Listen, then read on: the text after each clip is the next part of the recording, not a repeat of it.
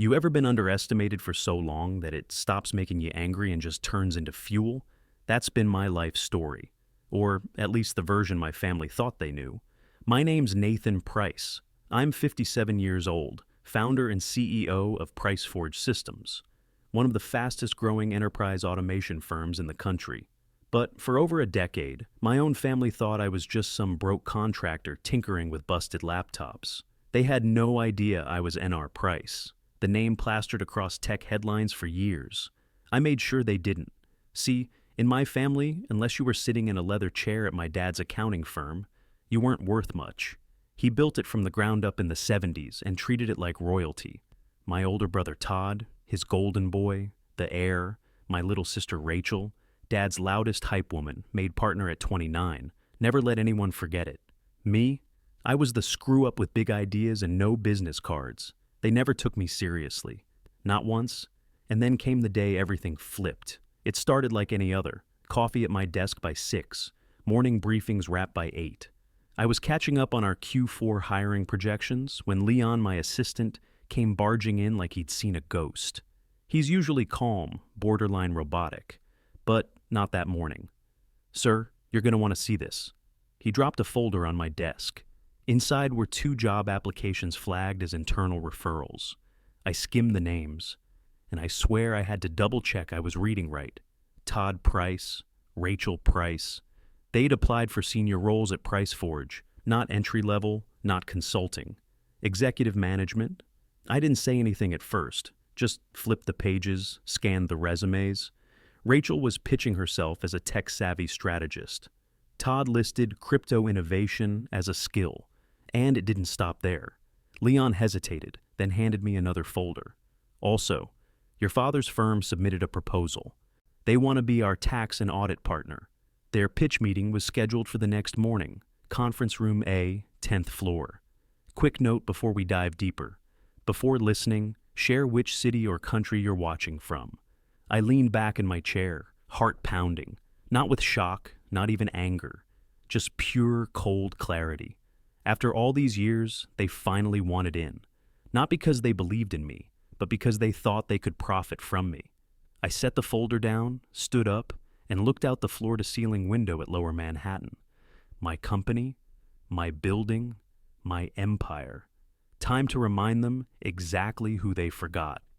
12 years ago, I was sitting at Dad's oak dining table in Newark. The house smelled like roast beef and cigar smoke. I had just turned 45, fresh out of my job as a systems architect, and I thought maybe, just maybe, my family would finally listen to me. I cleared my throat halfway through dinner. "I'm starting my own company, automation software. I've got a plan." Dad didn't even let me finish before he scoffed, knife clinking against his plate. "Automation? That's a lazy man's dream. Businesses need accountants, not robots." Todd leaned back in his chair, smirking like he was at a comedy show. "So this is it, huh? Your midlife crisis. Some guys buy a sports car, you're going to play around in your garage with wires." Rachel sipped her wine and smiled like she was humoring me. "Do you need me to help you budget this little project? I've got templates that might save you from drowning too fast." The table erupted in laughter. My own family. I sat there gripping my fork so tight I thought it'd snap. I didn't argue. I didn't beg them to see what I saw. I just nodded, finished my food, and drove home in silence. That night, I filled out paperwork for a second mortgage, put my house on the line. If nobody else believed in me, I'd gamble on myself. The next year nearly broke me. Days in the garage, nights doing consulting gigs just to keep lights on. My hands cramped from coding, my back hurt from hauling servers. But I didn't stop. PriceForge was born on concrete floors and fast food wrappers. Every family gathering after that was hell. Thanksgiving, Christmas, birthdays, same script, different day. "So, Nathan, still chasing that tech thing?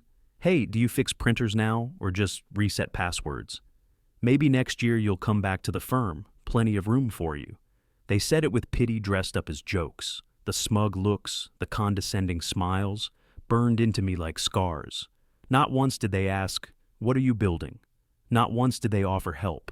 Meanwhile, I was building a monster. A platform that didn't just simplify work. It erased entire departments of wasted time. 5 years in, A Fortune 100 company signed with us. I remember wiring payroll that month, hands shaking, realizing I wasn't some garage dreamer anymore. I had a real company. 10 years in, we went public. I stood on that stage at NASDAQ under the name NR Price while my family thought I was still resetting routers for dentists. I let them believe it. I wanted them to. I'd roll up to Christmas in a 10-year-old Ford, wearing jeans from Target. They thought I was scraping by. Meanwhile, my real life was a $15 million condo in Tribeca, 2,000 employees, private jet offers I never used because I preferred red-eye flights in coach. All those years, I kept my mask on. They saw a joke. The world saw a billionaire. And the whole time, I was waiting for the day they'd come knocking. Now, standing in my office with their resumes on my desk, I realized that day had arrived. I turned away from the window and called out, "Leon, get me everything on their applications, and set the stage." "Set the interviews," I said, "and book them in the level 6 side room, the one we use for intern screening." Leon blinked. "The small one with the cheap chairs?" "Exactly. No welcome packet, no coffee, no title drops. Let them think they're meeting mid-level staff." He nodded and left without another word. That's why I pay him well. He doesn't ask stupid questions. I sat back down and pulled up our org chart. My fingers hovered over the screen as I built the perfect panel. I wasn't putting just anyone in those chairs. First up, Marcus, head of platform engineering. Grew up in Detroit, fixed machines to pay for school, and built his career brick by brick. Second, Jess, our AI division lead. Single mom, former waitress, now runs a team that's filed 8 patents this year alone. Last, Andre, director of client systems. Ex-military, zero tolerance for fluff, asks questions that make people sweat in their seats.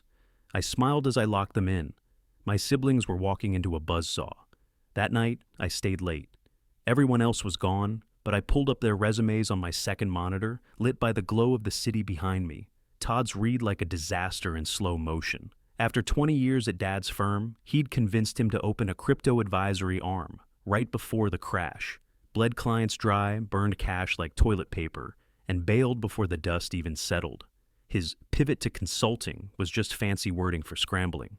Rachel's was messier. She made partner at a firm in Boston, then tried to launch a personal brand around being a financial influencer. Got too loud, clashed with leadership, walked out before they pushed her. She tried it again at another firm in Chicago. Same story. Big splash, fast exit.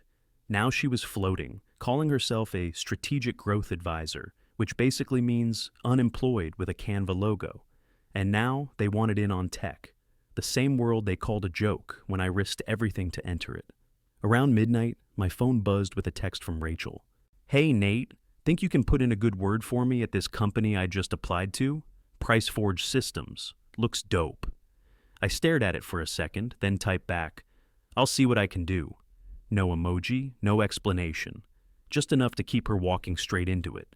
I shut down my computer, grabbed my coat, and took the private elevator down to the garage. Tomorrow, they were going to learn what it meant to walk into a world they never respected, and see whose name was really on the door. I got to the office early the next morning, didn't sleep much, just paced my apartment and played out the whole thing in my head over and over. By 8, I was at my desk, coffee in hand, 3 live feeds queued up on my second monitor. 1 camera inside the interview room, 2 in the hallway. Todd showed up first, 20 minutes early, hair slicked back, suit a little too sharp for a tech company.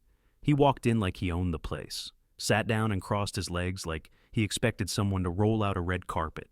Rachel rolled in 5 minutes late, phone in one hand, overpriced purse in the other. Didn't even look up at the receptionist when she checked in. I could practically hear her gum cracking through the screen. The intern room on level 6 was exactly how I wanted it. 2 bright overhead lights, stiff plastic chairs, and a table that still had scratches from when we built prototypes on it years ago. First round, Marcus. He stepped in, shook hands, sat down with his tablet, and got straight to it. "So," he said, tapping the screen, "let's start with some basics. Tell me about your experience with back-end systems and cloud integration." Todd smiled like he'd been asked to spell his own name. "Well, I've managed several developers over the years. My job's more strategic. I don't get into the weeds, but I know how to get results." "Uh-huh," Marcus said. "Can you explain containerization?" Todd blinked. Containers? Like packing data for storage? Rachel jumped in.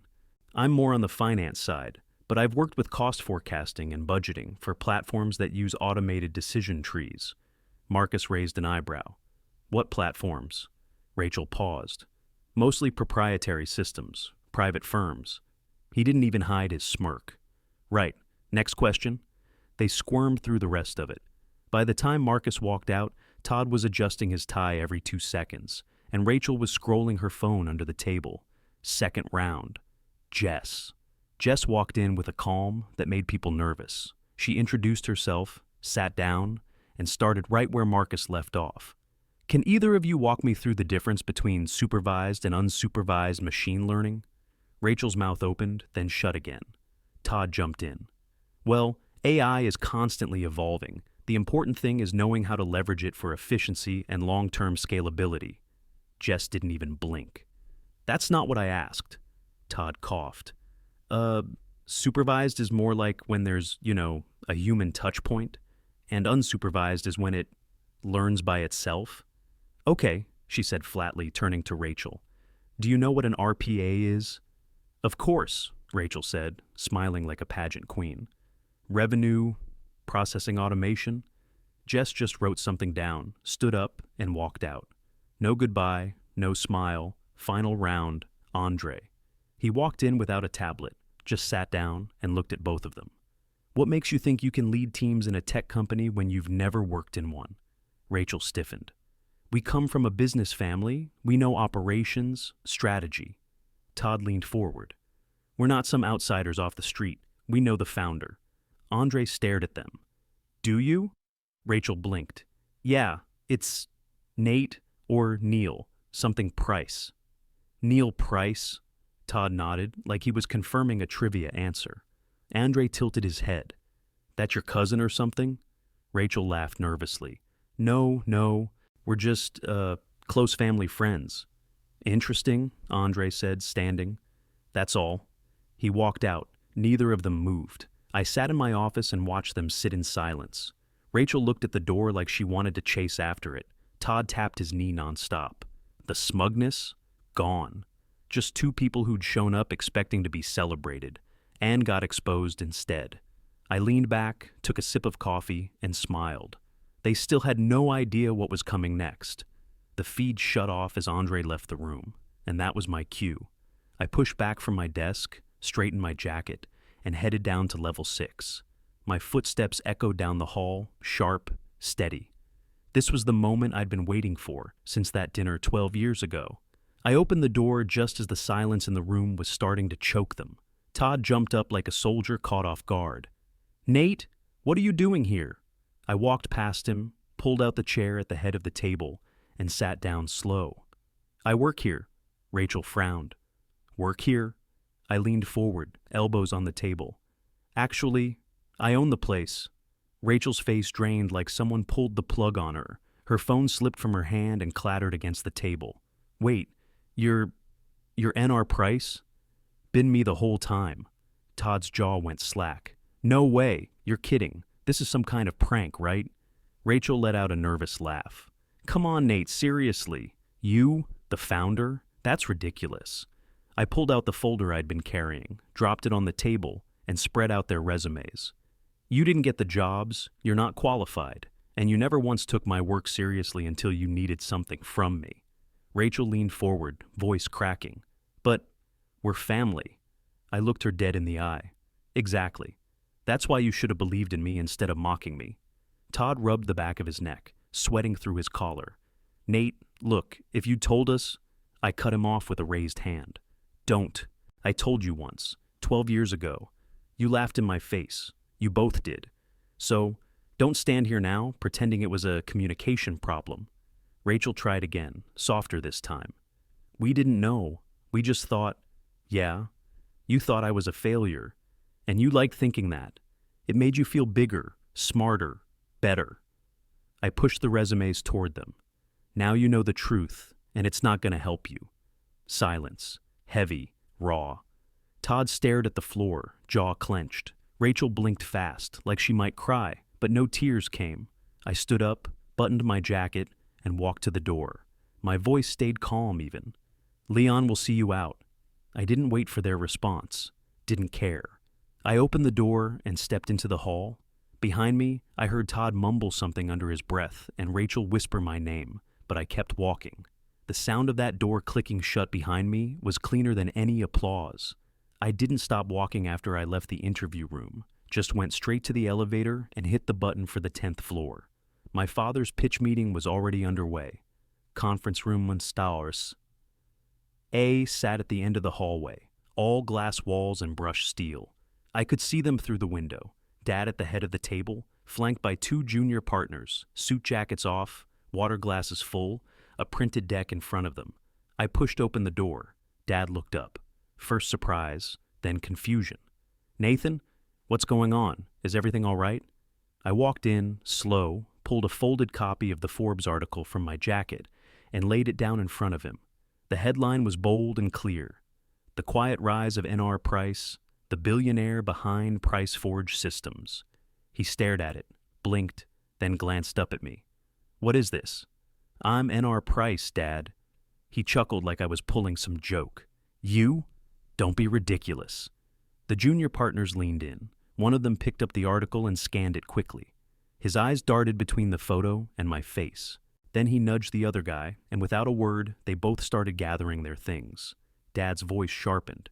"You're telling me you built this company, that you run it?" "Yes," I said. "And your kids just bombed interviews downstairs trying to get in." The door clicked behind the partners as they left. It was just the two of us now. He didn't say anything for a long minute, just stared at the article like it might rearrange itself into something easier to swallow. Then finally, in a voice that sounded older than I'd ever heard from him, he muttered, "Guess I misjudged you." I let that hang in the air. "No, you didn't just misjudge me," I said. "You ignored me. You never once asked what I was building, never asked why I quit my job, why I kept showing up to dinners with calloused hands and no complaints. You just assumed I failed." He opened his mouth to say something, then closed it. I sat down across from him, leaned forward. "You built your firm from nothing. I watched you do it. You taught me the grind, and then punished me for using it my own way." He looked down at the deck in front of him. "We were here to pitch. This was supposed to be a business meeting."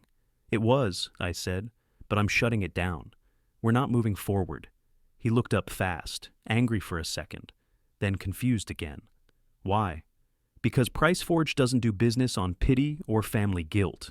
You're not getting in because you're my father. That's not how this works." His jaw clenched, but he didn't argue. I stood, adjusted my cuff, and turned toward the door. "Nathan," he called after me, softer this time. I stopped, didn't turn around. "I was wrong." I nodded once. "Yeah, you were." Then I walked out, left him sitting there with a pitch deck he'd never get to deliver, and a truth he couldn't dodge anymore. I stepped back into my office, shut the door, and sat down without turning the lights on. Just the city outside, glowing through the windows. The room was quiet, but my phone wasn't. First came Rachel. Text popped up before I even sat down. "I was a jerk. I get it now. I'm sorry." A few minutes later, Todd. "Can't believe how far you came. We owe you an apology for everything." Then silence. I leaned back, stared at the ceiling. 10 minutes passed, maybe 15. Then the third one came in. "Dad. You proved me wrong. I was too blind to see your drive. I'm proud of you, son." I read it twice. Didn't know what I was expecting. Maybe more, maybe less. The three of them had spent over a decade making sure I knew where I stood in the family, outside the circle, the one with potential who just didn't get it. The guy who'd gone off chasing a dream instead of falling in line. Now, here they were, all of them, reaching back. I didn't reply, not because I didn't hear them. I did, every word, but I needed time, not to process. I'd already processed it years ago, alone in my garage with busted servers and unpaid invoices. I needed time to decide what forgiveness even looked like. Because respect can't be retroactive. They had to mean it. They had to show it. So, I set the phone down, face down on the desk, and I let the room go quiet again. A week later, I opened the doors to my penthouse for the first time. Not for clients, not for business partners, for family. They all showed up right on time. Funny how that works. Rachel stepped in first, heels clicking on the polished marble. eyes bouncing around like she couldn't decide what to stare at. "Is this where you live?" Todd followed, mouth slightly open, neck craning up toward the 20-foot ceilings. "Damn, Nate, this place is unreal." Dad came in last, slower. He kept his hands folded in front of him, like he didn't know where to put them. The dining room was set, real silver, not rented. Flowers in the middle of the table. Leon had stocked the bar and kept things moving in the kitchen.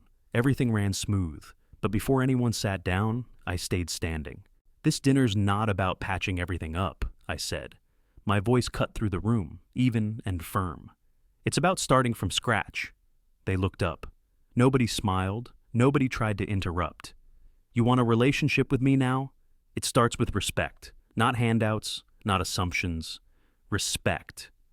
Rachel nodded first, small, quiet. Then Todd. Dad just stayed still, but he didn't argue. That was enough for now. We sat. Food was served, but before anyone touched a bite, I told them the whole story. I started with the night I left my job, the second mortgage, the first prototype I coded on a $200 laptop that overheated if I ran it longer than 30 minutes. Rachel lowered her fork. Todd stopped chewing. I told them about the rejections, the 3 investors who laughed me out of their offices, the month I couldn't make payroll, the deal that fell through 2 hours before signing and almost wiped me out. No one said a word. I kept going. How I landed our first client doing back-end automation for a warehouse chain in Ohio. How that one job turned into a pipeline. How I hired 5 employees off Craigslist, paid them late, and built something that shouldn't have worked. Dad looked down at his plate, jaw tight.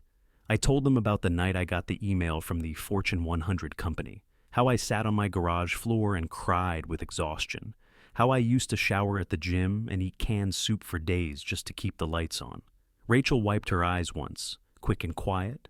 I didn't sugarcoat the wins either. I talked about the IPO, the growth, the scale, the nights I still woke up at 3 a.m. to check error logs because that's what it took. They didn't interrupt, no jokes, no jabs, just listening. And for once, I didn't hold back. When I finished, I leaned back, took a breath, and looked around the table. "I'm not hiding who I am anymore," I said. "Not for anyone." No one pushed back. No one had to. Whatever happened next, it was on them. The article dropped a week later. Contractor turned billionaire built empire in secret. Even family didn't know. It went viral in under an hour. LinkedIn blew up. My inbox stacked with invites, messages, press requests. Former colleagues I hadn't heard from in years came crawling out of the woodwork. Engineers, managers, even my old boss who once told me I lacked vision. Investors started circling again, not because they saw something new, but because they finally understood what I'd built. Some university in California emailed me 3 times in a day, begging me to speak at their next leadership summit. I deleted the first 2, still considering the third. People asked why I never corrected my family sooner, why I let them talk down to me for so long. Truth is, it wasn't about revenge. It was about doing it my way, quietly, without needing applause. But watching their jaws hit the floor, yeah, that was a hell of a bonus. Todd texted me a photo of his new office, small startup in Jersey, junior role, nothing fancy, but he said he was learning fast. "Tech's not as easy as I thought," he wrote, "starting to respect what you built." Rachel's update came a few days later. She joined a mid-sized firm in Austin, entry-level product ops. "Feels weird being the newbie," she said, "but I want to earn it this time." I didn't respond to either right away, still letting them figure out if this change is real or just guilt-talking. Then a package showed up at the office. Simple brown box, no note on top. Just a sealed bottle of 20-year-old Glendronach Scotch, the kind Dad used to drink after landing a big client. Underneath it, a folded card. "You're the future of this family now. I'll try to follow your lead." It was in his handwriting, short, honest. For once, no lectures. That night, I took the bottle home, didn't wait for a celebration. I cracked it open, poured 1 glass, and walked to the window. The skyline burned orange in the distance, late sunset cutting through the high-rises like gold. I didn't toast, didn't smile, just stood there, feeling the weight of the moment settle in.